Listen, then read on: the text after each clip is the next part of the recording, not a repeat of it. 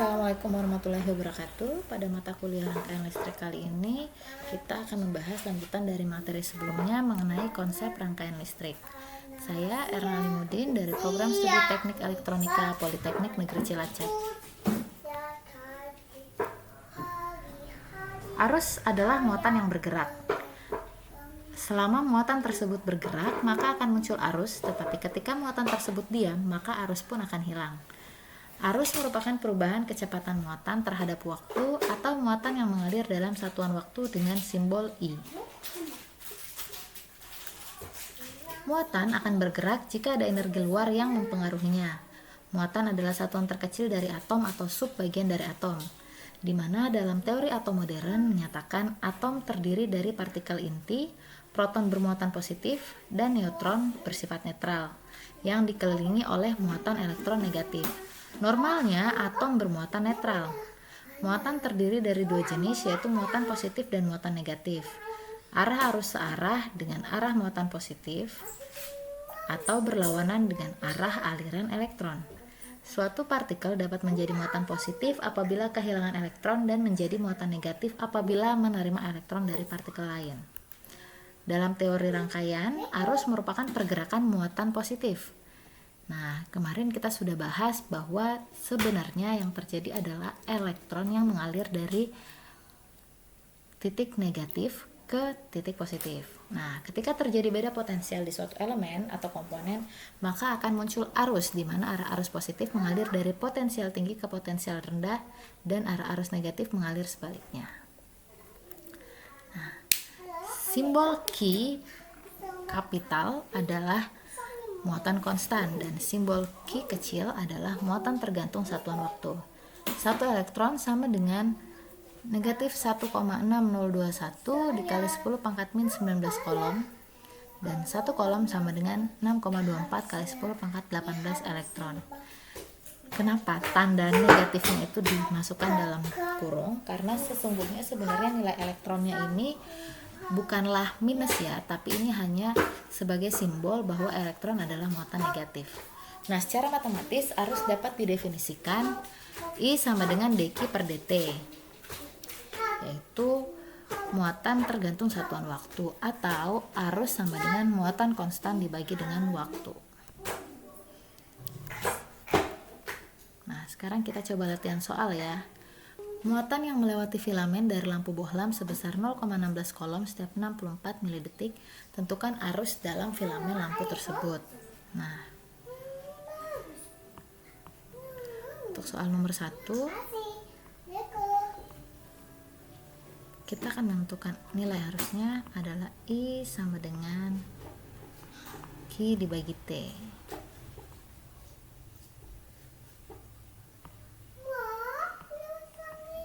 Maka 0,16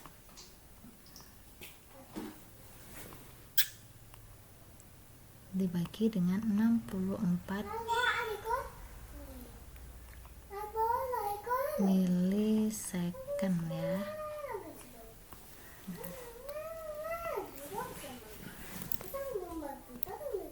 Hasilnya adalah 2,5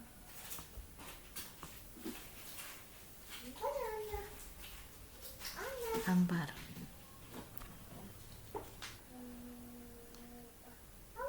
Kemudian di soal berikut, jika sebuah kawat penghantar listrik dialiri muatan listrik sebesar 360 kolom dalam waktu 1 menit, kita dapat menentukan kuat arus listrik yang melintasi kawat penghantar tersebut. Ini juga langsung aja I sama dengan Q per T, berarti 360 dibagi dengan 60 second. 360 dibagi dengan 60 second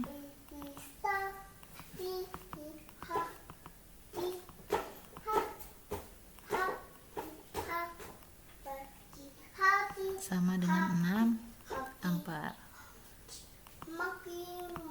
Nah, soal berikutnya, jumlah muatan yang melewati filamen dari lampu bohlam dalam 2 second adalah 1,67 kolom. Nah, kita akan tentukan arus listrik pada lampu. Nah, 1,67 kolom ini adalah delta Q dimana untuk mendapatkan nilai arusnya berarti 1,67 ini kita bagi dengan 2 second.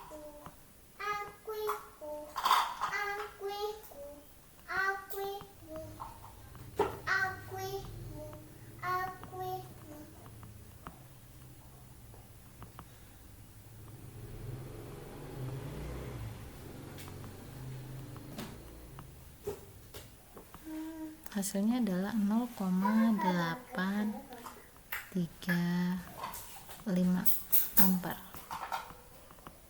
Kemudian berapa jumlah elektron yang melewati filamen dalam 1 detik? Nah, karena ini dalam satuan kolom, berarti ini kita ubah ke dalam nilai elektronnya. Berarti 1,67 dibagi dengan 1,6021 kali 10 pangkat minus 19.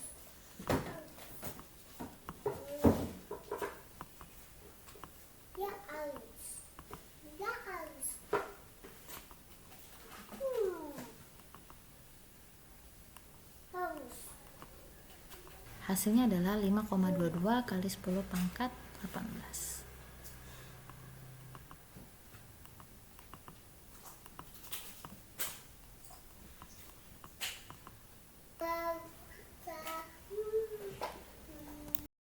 Selanjutnya nomor 4, tentukan waktu yang diperlukan bagi 4 kali 10 pangkat 16 elektron untuk melewati filamen dari lampu bohlam dengan arus sebesar 5 mA.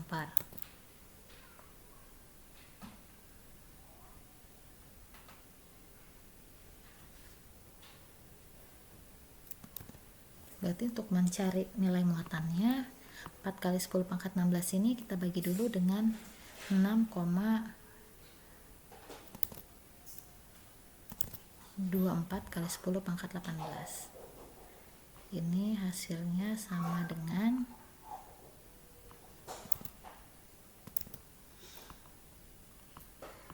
0,00641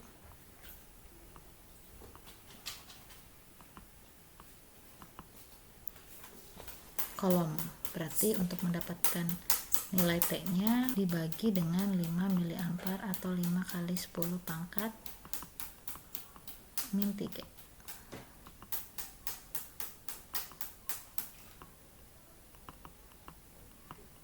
Hasilnya 1,282 second.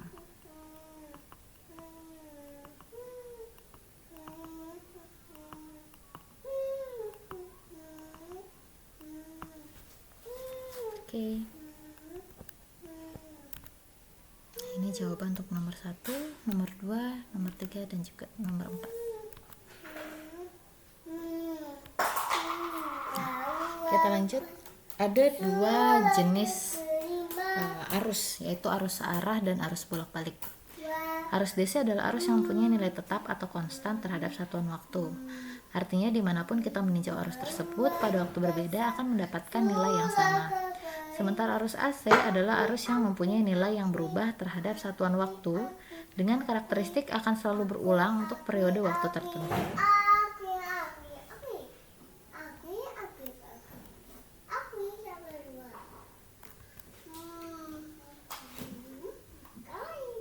Nah, ini dia pengertian dari arus bolak-balik, di mana pertama arus akan bertambah pada arah positif sampai ke nilai amplitudo maksimalnya, kemudian nanti arus akan berkurang pada arah positif,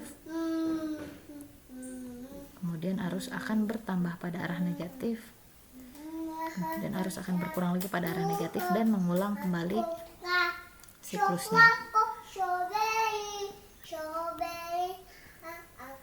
Nah, frekuensi sistem PLN adalah 50 Hz. Jadi arus yang ditransmisikan ke rumah kita itu adalah listrik dengan tegangan tinggi dengan frekuensi 50 Hz.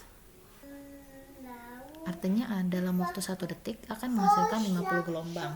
Nah, dengan frekuensi seperti ini kita tidak akan bisa merasakan kecepatan perubahan tersebut. Jadi kalau kita ngeliat lampu, semestinya lampunya itu akan kelap-kelip, tapi dia berkelap-kelip dalam waktu 1 detik itu dengan frekuensi 50 Hz. Makanya mata kita tidak akan menyadari perubahan tersebut. Jadi bagi kita akan melihat lampu di rumah kita itu menyala terus kalau kita pakai lampu AC. Nah, untuk mencapai gelombang penuh dibutuhkan waktu T detik. Jadi simbolnya adalah T besar, dan T sama dengan 1/F atau 1 per frekuensi, dimana omeganya sama dengan 2pi per T atau omega sama dengan 2pi per 1 per F, sehingga omega sama dengan 2pi kali frekuensi. Nah, ini adalah rumus kuota arus listrik. Kuota arus listrik merupakan jumlah muatan listrik yang menembus penampang konduktor tiap satuan waktu. Rumusnya adalah I sama dengan Q per T. Sementara untuk rapat arus atau kuat arus persatuan luas penampang, rumusnya adalah J sama dengan I per A.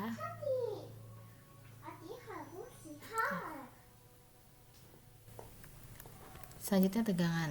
Tegangan adalah kerja yang dilakukan untuk menggerakkan satu muatan sebesar satu kolom pada elemen atau komponen dari satu terminal atau kutub ke terminal atau kutub lainnya.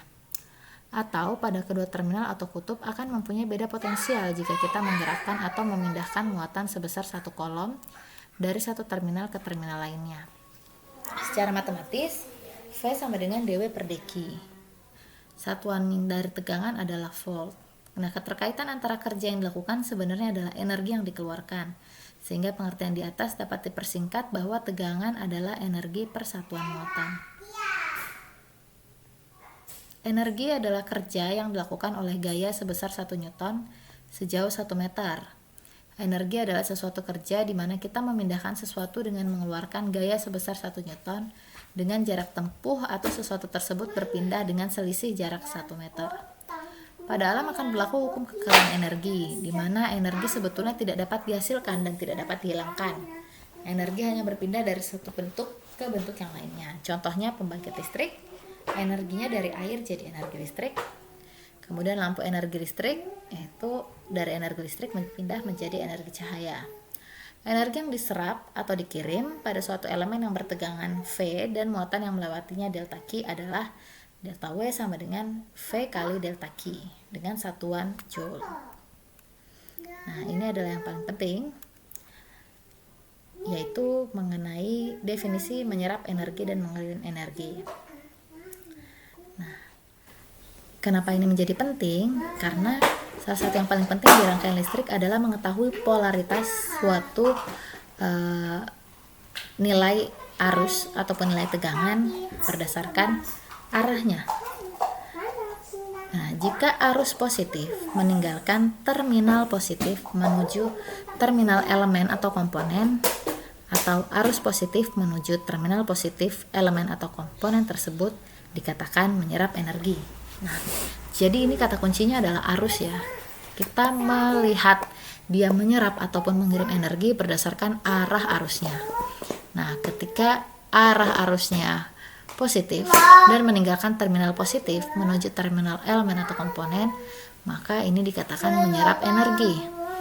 Namun, ketika arus positifnya masuk terminal positif dari terminal elemen atau komponen, maka dia dikatakan mengirim energi. Jadi yang kita perhatikan adalah arah arusnya dan juga terminal yang diketemui oleh arah arus positif tersebut. Nah, seperti contoh nomor 2, seandainya polaritasnya dibalik, jadi ini menjadi negatif dan ini menjadi positif. Nah, ini sebenarnya sama saja dengan gambar yang di atas. Nah, maka ini dikatakan menyerap energi. Karena arus positif meninggalkan terminal positif menuju terminal elemen atau komponen. Nah, jadi itu tadi kata kuncinya adalah di arah arus dan terminal elemen atau komponen yang menjadi tujuan. Oke. Kita lanjut ke daya. Daya adalah rata-rata kerja yang dilakukan. Satuannya dalam watt di mana rumus matematisnya yaitu dW per dq dikali dq per dt, di mana rumus matematisnya adalah dW per dq dikali dq per dt, atau sama juga dengan nilai tegangan dikalikan dengan nilai arus. Nah, ini adalah notasi lengkap beserta singkatannya dan artinya terhadap satuan. Kenapa di dalam rangkaian listrik ini menjadi penting? Karena biasanya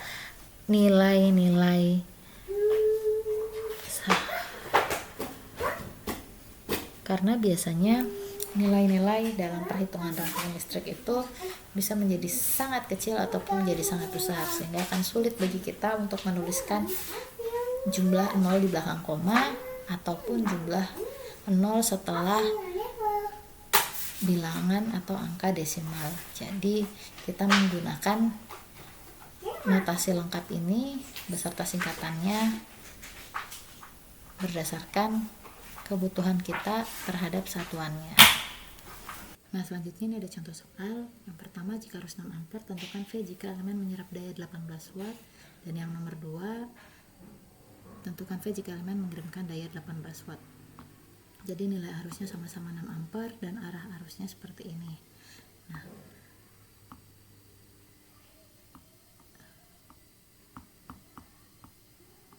karena dayanya 18 watt, maka untuk mendapatkan nilai tegangannya, daya 18 watt tadi dibagi dengan 6 ampere, hasilnya adalah 3 volt. Nah, karena di sini kata kuncinya adalah menyerap, berarti arus positif meninggalkan terminal positif elemen atau komponen, maka polaritasnya di sini adalah positif. Nah, untuk nomor 2, kata kuncinya karena di sini dikatakan mengirimkan, berarti arus positif menuju ke terminal positif elemen atau komponen.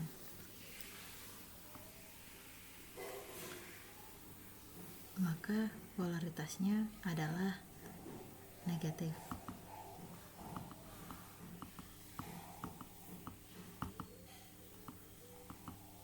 Oke, sekian, terima kasih. Assalamualaikum warahmatullahi wabarakatuh.